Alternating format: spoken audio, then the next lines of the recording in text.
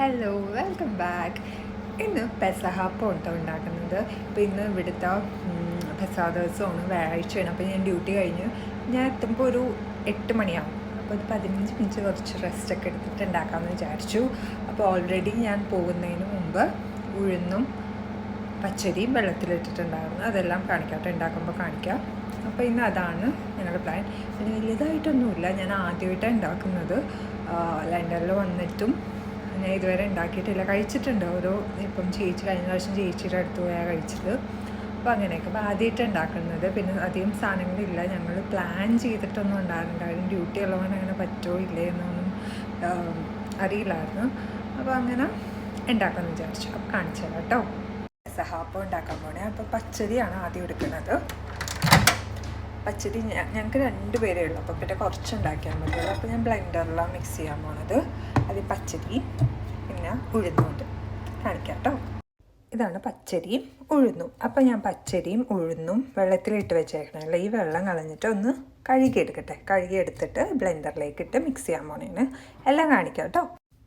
അപ്പം ഞാൻ പ്രാർത്ഥിച്ചിട്ടാണ് പെസഹാപ്പം ഉണ്ടാക്കാൻ പോകുന്നത്. ദൈവത്തിൻ്റെ കാര്യം കൊണ്ട് പ്രാർത്ഥിച്ചു. അപ്പോൾ തുടങ്ങാം. അപ്പോൾ ഉഴുന്ന് ഞാൻ കുറച്ചെടുത്തിട്ട് ബ്ലെൻഡ് ചെയ്യണം കേട്ടോ.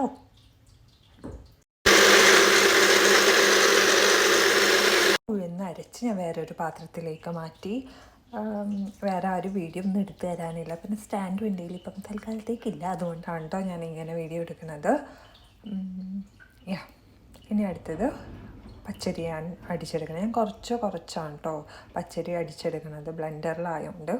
അപ്പോൾ അരി ബ്ലെൻഡ് ചെയ്യുന്നതിലേക്ക് ഞാൻ കുറച്ച് വെളുത്തുള്ളി ഇടുന്നുണ്ട് കേട്ടോ. ഉള്ളി ഉണ്ടെങ്കിൽ ഉള്ളി ഇടാം. പിന്നെ ചെറിയ ജീരകവും കൂടി ഞാൻ ഇതിലേക്ക് ഇടുന്നുണ്ട്. ചെറിയ ജീരകവും പൊടിക്ക് ചേർത്ത് ഇനി ഇതിലേക്ക് കോക്കനട്ട് മിൽക്ക് ഞാൻ കുറച്ച് ചേർത്തെടുക്കുന്നുണ്ട് കേട്ടോ.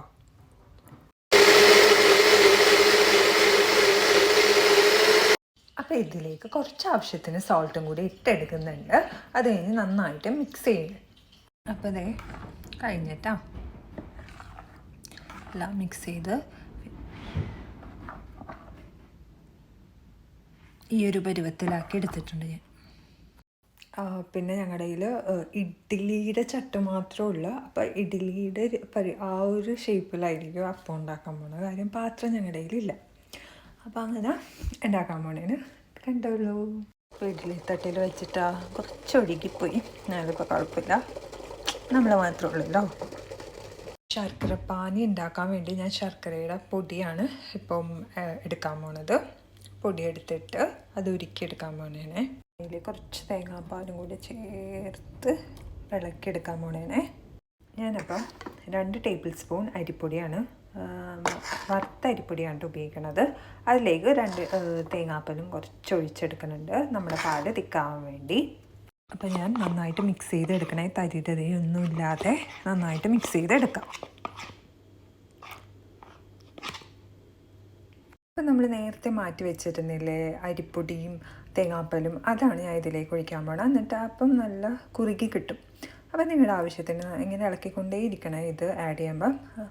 അപ്പം അങ്ങനെ ചെയ്യാം. ഞാൻ പിന്നെ ഏലക്ക ചേർക്കുന്നുണ്ട്. നിങ്ങൾക്ക് ചുക്ക് ചേർക്കാം, ജീരകം പൊടിച്ച് ചേർക്കാം, അതൊക്കെ ചേർക്കാം. ഞാനിപ്പോൾ ഇതിലേക്ക് ഏലക്ക മാത്രമേ ചേർത്തിട്ടുള്ളൂ. അല്ലെങ്കിൽ നിങ്ങൾ പാല് മിക്സ് ചെയ്യില്ല, അപ്പോൾ പാലിൽ ഏലക്ക മിക്സ് ചെയ്തെടുക്കാം. അപ്പോൾ ഞാനിപ്പോൾ ഏലക്ക ഇതിലേക്ക് ഇട്ടുന്നേ ഉള്ളൂ. ഞാൻ ഇളക്കിക്കൊണ്ടിരിക്കണേന്. അത് കഴിഞ്ഞിട്ട് അപ്പോൾ തേങ്ങാപ്പാലും കൂടി ഞാൻ ചേർത്തെടുക്കും. ഇനി നിങ്ങൾക്ക് നട്ട്സൊക്കെ വേണമെങ്കിൽ നട്ട്സൊക്കെ ഇട്ടെടുക്കാം. ഞാൻ അതൊന്നും ചെയ്യണില്ല കേട്ടോ. കുട്ടിക്കൊരു ഉപ്പിട്ടെടുത്തേക്കിട്ട് ഇതിൽ വെള്ളം ചവക്കാതിരിക്കാൻ വേണ്ടി.